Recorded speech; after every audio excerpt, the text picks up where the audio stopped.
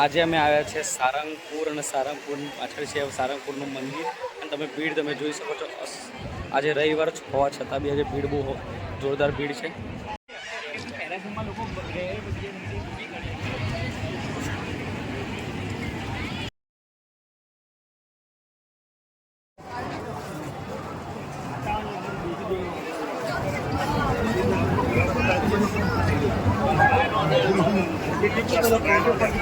સારંગપુર આવો અવશ્ય ભોજનાલયનો પ્રસાદી લેજો.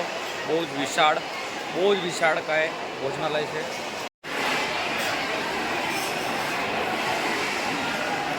એકદમ જોરદાર ઉત્તમ જમવાનું, હાથ ધોવાનું પાણી, ચિલ્ડ ઠંડુ પાણી પીવાનું.